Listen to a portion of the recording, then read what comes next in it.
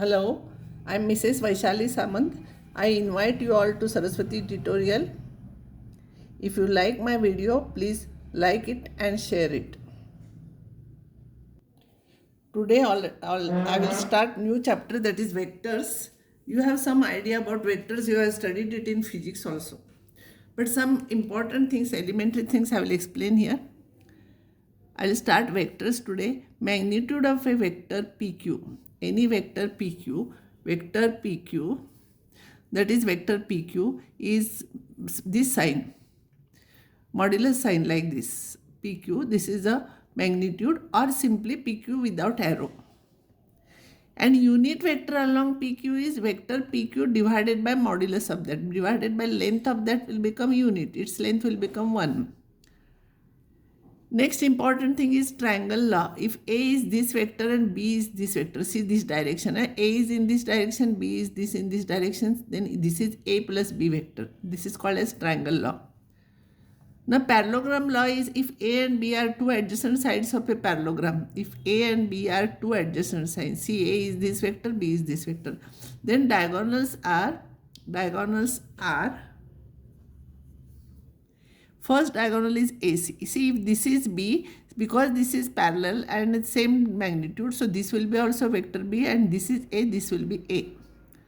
So AC will be, this vector AC will be this plus this, that is A plus B. So one diagonal is A plus B. And another diagonal is BD. BD, when you will take here by triangle law, you will get BD plus A. This BD plus A or A plus BD is equals to B. So BD will be equals to B minus A. So there are two diagonals. Sometimes question is asked, if A and B are given, you find out diagonal. So you are finding only one diagonal. It is not correct. You have to find out another diagonal also. You can write B minus A or A minus B also. It will be in reverse direction. Now properties of vector addition. Proof is not there for you, only should know what are the properties. If m and n are scalars, then m plus n into vector A. See, nothing is here. Here m plus n is a coefficient of this. It is ma plus na. Second one is m into bracket a plus b is equals to ma plus mb, and a plus b is b plus a. You can add a plus b or b plus a, it will be same. A plus B plus C is equals to A plus B plus C. This is called as commutative property. This is called as associative property. Now, next topic is, this is revision. Vector representation of a vector in a space. In a space, three-dimensional geometry. This is X, this is Y, and this is Z. This is X-axis, Y-axis, Z-axis. Let P, X, Y, Z be any point in the space. Draw PM perpendicular to XZ plane. This is a XZ plane. This is XZ plane. From P you draw perpendicular PM. And MN perpendicular to Z axis. MN perpendicular to Z axis. Now I be the unit vector along X axis. J is the unit vector along Y axis. And K is the unit vector along Z axis. This is standard notation. Everywhere we are using same. Now, if this is XYZ, then if you draw perpendicular along x-axis, this distance is x. Along y-axis, this distance is y. And along z-axis, this distance is z. These are the lengths. This is x, this is y, and this is z. Now, vector OP will be ON vector. ON vector OP will be by addition law ON plus NM plus MP. Now, ON will be, this length is Z and unit vector is K. So, vector ON will become Z into K. This is a scalar quantity. To make it vector, we will have to multiply by unit vector. So, it will be like this. NM will be along x-axis X into I. And along z-axis, this will be Y into J. So, if you will write properly, it will become xi plus yj plus zk. So you should remember one thing. Nobody will ask you proof of this, but one thing you should remember, if this is a point xyz and this is O is the origin, then vector OP is xi plus yj plus zk. With those coordinates, you should remember, it will be useful for you to solve problems. And magnitude of OP will be by distance formula. It will be x minus 0 whole square y minus, this is 0 comma 0 comma 0. So x minus 0 whole square plus y minus 0 whole square plus z minus 0 whole square root of that. So it will be this. So always you should remember, if xyz is given point, then vector representation OP is this, and length of the vector is square root of x square plus y square plus z square. Now next topic is, if point A is x, y, z, x1, y1, z1 and B is x2, y2, z2, this O is the origin.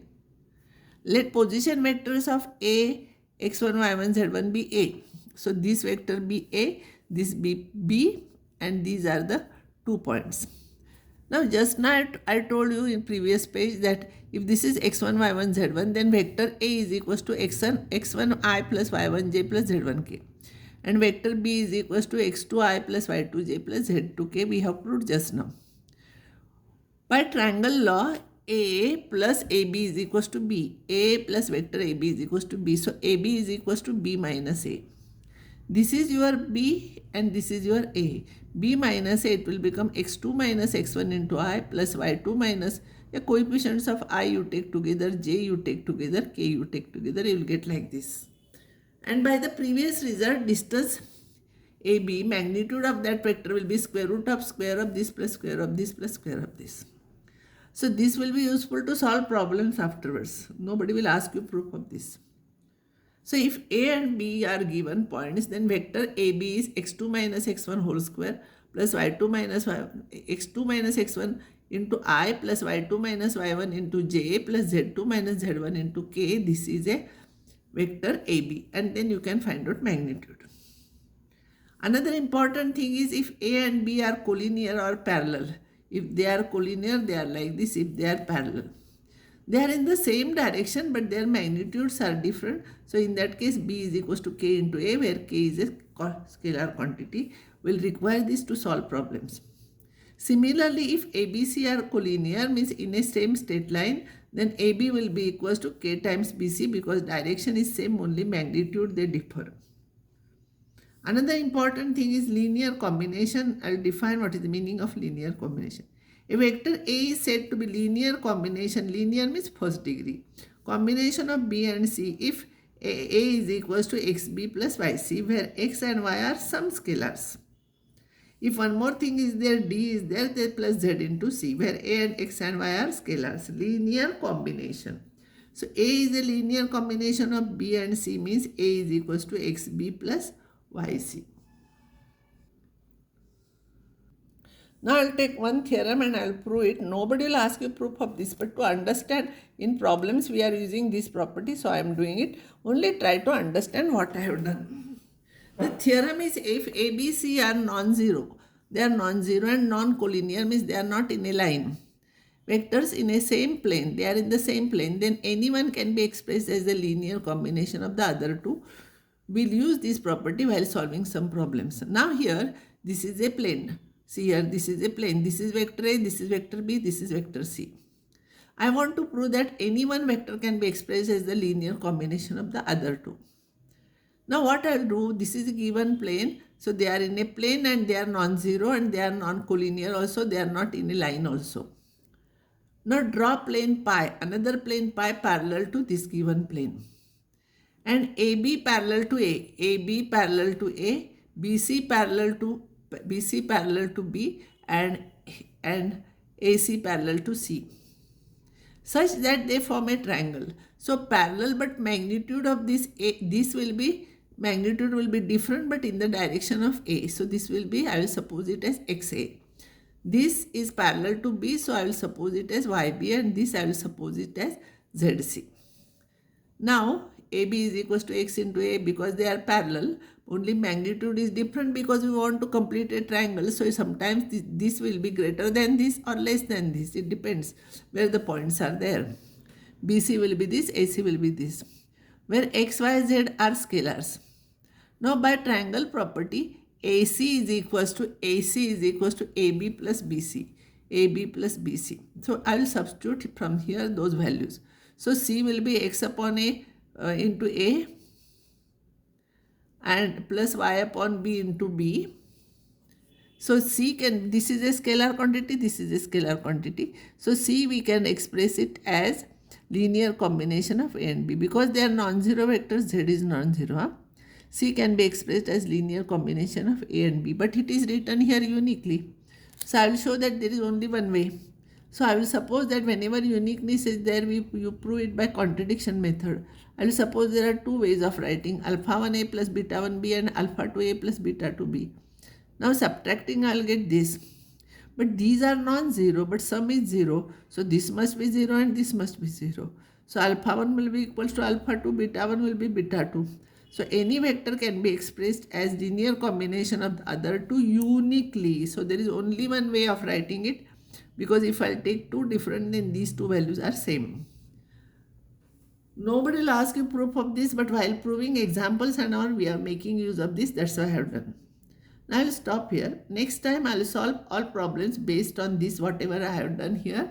And next class I will take all those things. I will stop here.